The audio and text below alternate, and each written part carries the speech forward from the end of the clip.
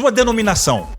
Você é pastor? Eu fui ministro presbiteriano muitos anos, mas de 1999, ano 2000, por aí para frente, eu me desliguei de todas as instituições religiosas. Sei. Porque, na realidade, eu nunca quis ser vinculado a nenhuma instituição religiosa. Eu encontrei o Evangelho, encontrei Jesus.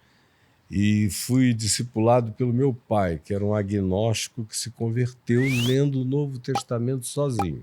Olha isso. Então, eu tinha já essa herança, que não era uma rebeldia, era só uma fascinação pela liberdade que em Jesus e no Evangelho meu pai tinha encontrado e eu também podia encontrar. Porque eu não cresci religioso, formatado, configurado em nenhum lugar.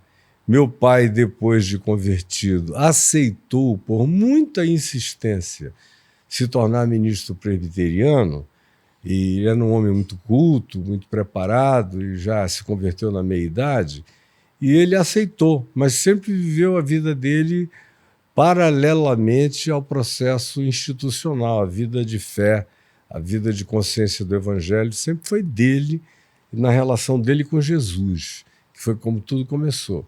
E eu lutei contra isso durante um bom tempo, dentro de mim, até que chegou meu dia, minha hora e minha vez. Eu só não sabia que meu pai, que era agnóstico, a boa parte da vida de consciência dele toda, e um cara genial, eu costumo dizer que meu pai foi o ser mais davintiano, um Leonardo da Vinci que eu já conheci. Assim como você tem essa alegria com seu pai, e eu também tenho, porque eu conheci seu pai nos últimos 15 anos da vida dele, a gente teve proximidade, e eu tenho com o meu, e que foi uma pessoa que, do ponto de vista das capacidades e competências inatas para fazer o que quisesse, eu nunca encontrei ninguém igual, que viajasse de qualquer extremo a outro do conhecimento humano, não só teórico, mas do conhecimento prático. Ele era carpinteiro quando precisava, era marceneiro, era pedreiro, era calculista de engenharia civil, era um indivíduo que entendia muito de mecânica quântica, calculava os cálculos mais extraordinários que você não podia imaginar que saíam da cabeça de um advogado que foi forçado a fazer advocacia por causa da Segunda Guerra Mundial. Pressão da família, né? Nós somos do Amazonas. Então, naquele tempo, estavam bombardeando os navios na costa do Brasil. Isso foi o quê? Segunda Guerra? Segunda Guerra. E aí o meu avô, que já tinha mandado 5 filhos homens estudarem no Rio e em Salvador, falou, olha, o arrimo da família, e conquanto meu pai não fosse o primogênito, é você. Então eu preciso que você fique para cuidar da sua mãe e das suas irmãs, porque eu estou doente. E cuidar dos negócios da família, que era a seringa, a borracha, as castanhas nos castanhais e farmácia em Manaus. Meu avô tinha sido prefeito 2 vezes, deputado estadual, presidente da Assembleia várias vezes, vice-governador, governador em exercício, abandonou isso tudo para cuidar dos pobres. E meu pai cresceu influenciado por aquele pai maravilhoso, que foi o meu avô, e logo, logo ele descobriu que a religião dele era a humanidade. E ele não queria nada com cheiro de vela, com... Tem que frequentar um templo. Rituais, e nem com o Deus formatado pela catequese, o dogma, as doutrinas, as religiões. Então isso já estava, de certa forma, plantado em mim. Conquanto a minha mãe fosse presbiteriana, e a mãe dela também, convertida no século XIX, a mãe dela, e ela já no século XX, aí, ela nasceu em 27 ou 26, por aí, mas a influência dela sobre mim era infinitamente menor do que a influência que meu pai teve, que era esmagadoramente fascinante. E eu tinha aquele olhar perplexo, admirado, fascinado, E ele foi me moldando para não ter medo, para encarar tudo, para ir adiante, para pensar sem medo do raciocínio. Uma das coisas que ele mais me dizia é: raciocínio, meu filho. Eu chegava com uma pergunta, ele dizia: não vou responder. Raciocínio, Caio Fábio. Aí, 1 minuto depois, eu voltava: acho que a pergunta que eu te fiz, a resposta é essa, é essa. Eu te falei, é só raciocinar que a gente vai muito longe. O raciocínio não pode tudo, mas pode muito mais do que a maioria dos humanos imaginam. Então, eu vinha dessa formação e não sabia, no entanto, que o agnóstico, que era o meu pai, no dia que eu nasci, sozinho no quarto, me pegou, me levou para uma esquina da Santa Casa de Misericórdia de Manaus e me levantou para os céus e falou: eu não sei se há Deus, mas se houver Deus, eu dedico esse meu filho ao Deus que haja, ao Deus que seja. A única coisa que eu peço é que ele não seja um padre, porque aos padres é vedado o direito de amar, de casar, de gozar, de ter prazer sexual e de ter essa alegria que eu estou tendo de gerar uma prole, de filhos que me repitam ou que me surpreendam. Mas se houver Deus, é de Deus que esse filho é, e eu peço que tu coloques nele a tua palavra, a tua verdade no coração dele. E ele nunca disse isso para ninguém.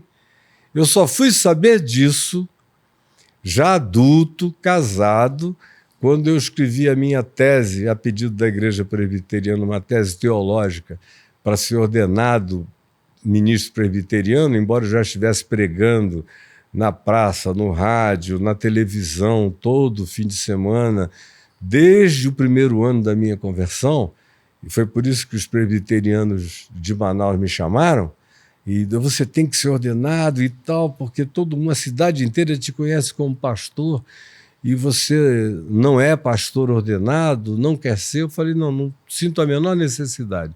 Só quero que vocês não me atrapalhem. Deixa eu viver minha vida. Deixa eu viver minha vida. Tem gente se convertendo para todo lado e eram literalmente centenas e milhares encontrando Deus através da minha vidinha, totalmente despretensiosa em relação à institucionalidade. Aí eles, depois do 3º ano, eles disseram: não, a gente quer te ordenar de qualquer jeito, escreve uma tese. Aí eu escrevi uma tese para não ser ordenada. Né? O que Deus sempre fez, Você se boicotou, né? Eu falei: bom, com essa tese, sendo eles como são, tendo os dogmas que têm e as confissões de fé estruturadíssimas, aristotelicamente montadas e sistematizadas. De muitos séculos. De muitos séculos, já desde o século XVI, no caso dos reformados presbiterianos, eles não vão me ordenar. Eu escrevi a tese: o que Deus sempre fez, faz e fará fora da igreja e das instituições religiosas. Aí eu mostrei nas escrituras todas a liberdade de Deus, sobretudo a liberdade de Jesus, que as maiores surpresas e perplexidades de Jesus tinham vindo de fora dos ambientes religiosos, que nem os discípulos dele jamais o tinham perplexificado, como ele ficou perplexificado pelo centurião romano, pela mulher de Samaria, por figuras completamente extra, ou pelas meretrizes publicanos e pecadores, com quem ele tinha muito mais liberdade de ser e intimidade para gargalhar. Era a turma dele, né? Era a turma dele. Aí eu falei: olha, essa é a minha turma também. Então vocês querem um cara assim? É problema de vocês, eu não estou querendo nem pedindo nada. E foi assim que eu cheguei a me tornar ministro presbiteriano. Mas quando a gente chegou aí por volta do ano 2000, eu estava saturado de religião, porque no meio disso eu acabei me tornando presidente de quase 70% dos evangélicos do país, numa organização chamada Associação Evangélica Brasileira, que eu ajudei a criar, fui de fato o fomentador, e para a qual vieram 70%, 65%, 68%, 70% de todos os grupos evangélicos do Brasil. Nunca houve isso antes e nem depois. E eu presidi aquilo 10 anos. E quanto mais eu presidia, mais angustiado eu ficava.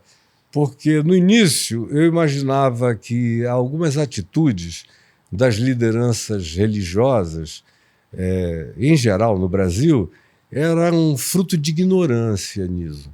Eu falei, não, eles não estudaram, não pensam, não raciocinam, não juntam duas, compram combos e pacotes prontos, não entenderam Jesus até hoje, porque Jesus é a antítese de tudo que eles são, propõem e ensinam. E pregam, né? E pregam. E é o oposto. Aí eu digo, deixa eu ajudar esse pessoal. E eu fiquei 30 anos ajudando através de uma plataforma paralela que eu criei, chamada VIND, Visão Nacional de Evangelização, que eu usava para pregar fora da instituição, no Brasil e no mundo inteiro. E aí, depois de um tempo de convívio, eu falei, quer saber? Eu vou tentar criar um movimento de aproximação, de unidade, porque são grupos muito separados. Porque a gente fala evangélico, imagina só que tem várias vertentes, né? Não só vertentes, mas antagônicas. Muitas delas completamente inimizadas entre si. E naquele tempo, então, havia hostilidades mútuas e recíprocas em todos os níveis. Era uma multiplicidade de antagonismos. De modo que o que eu consegui era uma coisa que eles achavam totalmente fora de qualquer que fosse o padrão histórico até então realizado. Porque você vê a ênfase da Igreja Católica na unidade convergente para a figura papal e vaticana, e para o cardinalato, para os bispos e arcebispos. A Igreja, provavelmente, o dogma maior do catolicismo seja a unidade católica, universal. Já no protestantismo, o nome já diz, é protestante.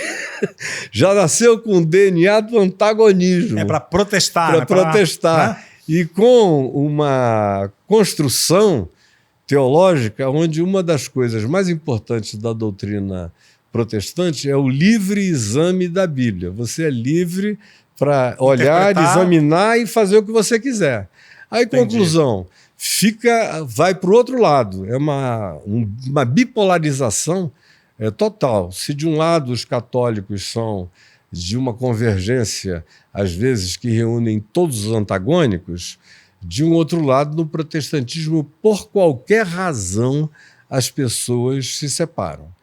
E aí eu tentei diminuir esse choque, criamos essa organização, me surpreendi quando vieram tantos, e os que não vieram, sinceramente, foram os que nós não deixamos vir, porque eram aqueles em razão dos quais eu tinha conseguido aquela unidade toda, que eram seres tão díspares e grupos tão doidos, tão malucos, que quando eles pediram para entrar, o pessoal disse, não, Caio, são justamente esses os que fizeram a gente querer vir e ficar sob esse guarda-chuva para a gente se diferenciar da maluquice. Mas dentro desse grupo grande, muito maior que veio, eu comecei a ver que, e na minha presença, e me ouvindo, e nos eventos da gente, eles diziam amém para tudo. Mas nas práticas cotidianas deles, dentro das suas igrejas e paróquias e grupos, eles faziam justamente o oposto.